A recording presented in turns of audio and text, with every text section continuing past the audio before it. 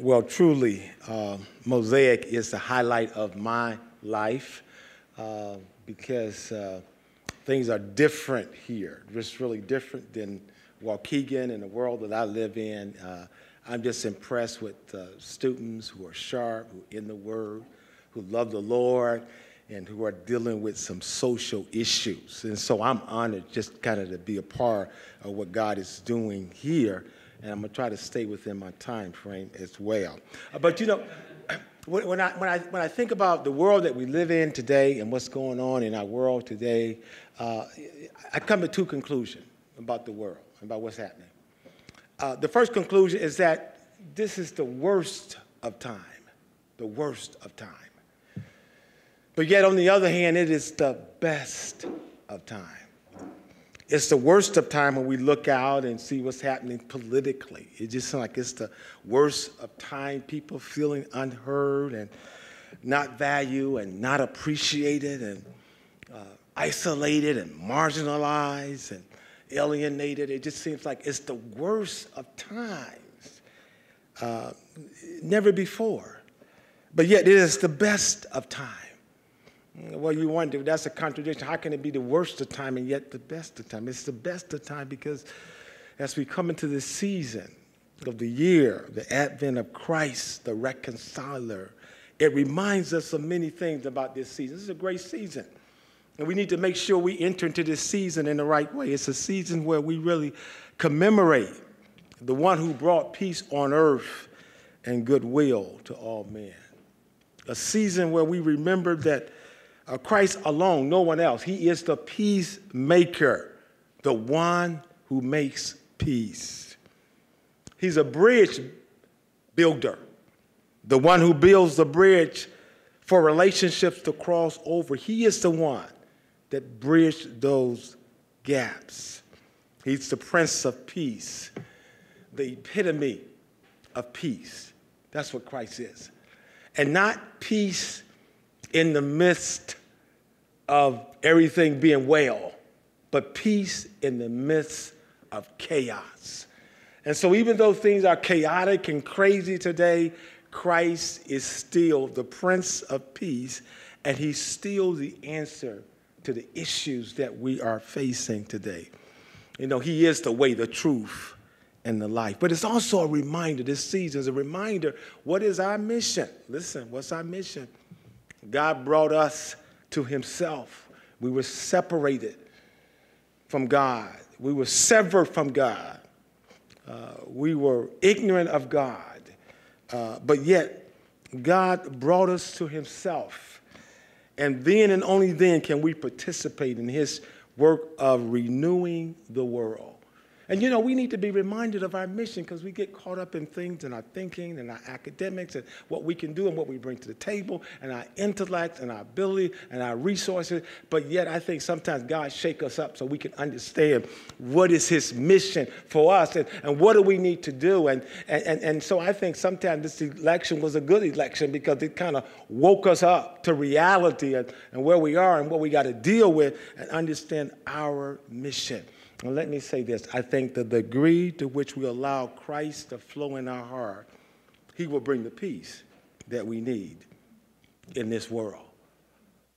I think about Christmas. I think about Emmanuel, God with us. Powerful. God with us. Wherever you go, God is with you. Wherever we would do, God is with us. That's a powerful concept that he's in us. He's working through us. And so part of our job is to allow him to do his perfect work in and through our lives. Psalm 73 kind of is a parallel in terms of where we are today and what's going on in the world. And Psalm 73, and the writer is writing, and he's talking about the worst of time. But yet, in Psalm 73, he mentioned the best of times.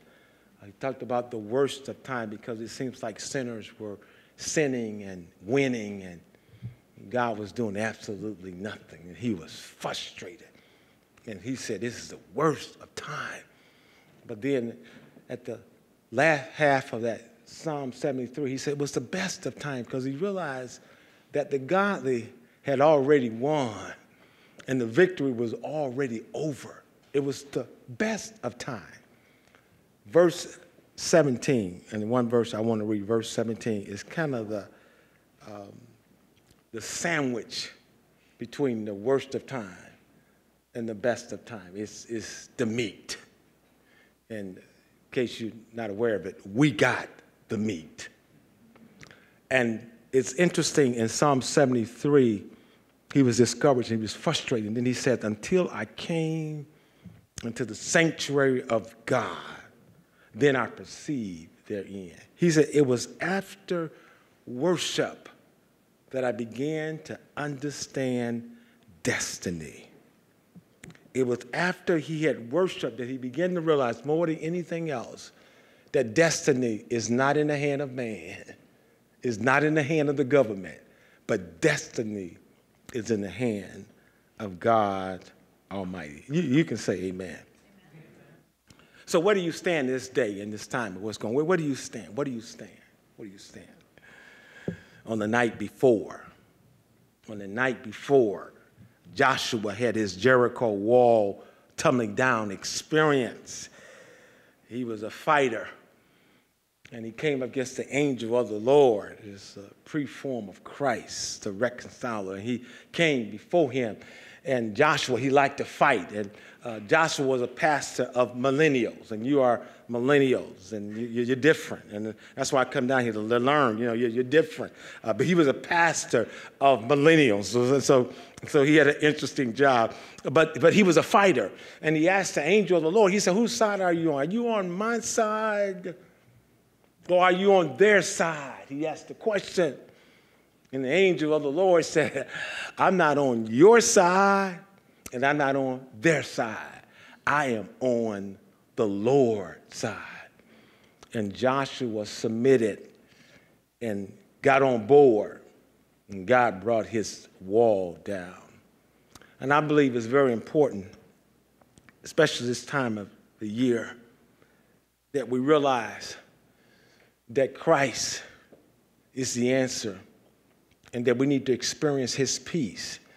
And part of experiencing his peace is to come into the place of worship and to worship him and to realize that we don't need to be on one side versus the other side. We need to be on the Lord's side. We need to tell people, I'm on the Lord's side, and that's the winning side, and that's the victorious side. It is on the Lord's side. And I think part of being on the Lord's side, we have to enter into a place of worship during this Christmas season and allow God to turn the worst of times into the best of times.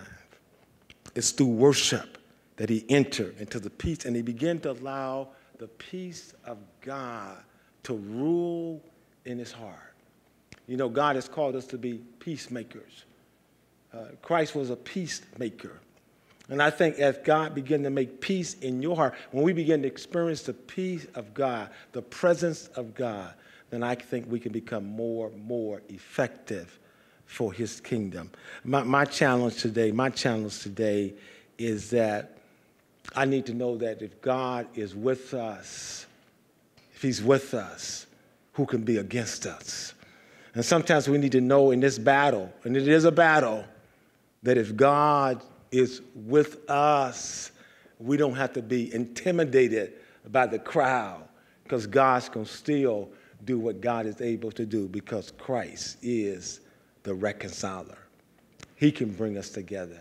He can do it, but he has to work in and through our heart. And so my challenge as a pastor is that I need to experience the peace of God. I can remember my seminary days, and it was I want to say it was good, but it really wasn't good, especially around finals. It really wasn't good.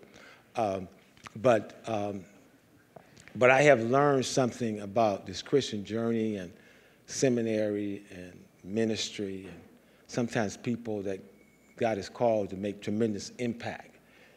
We don't spend enough time in the presence of the Lord.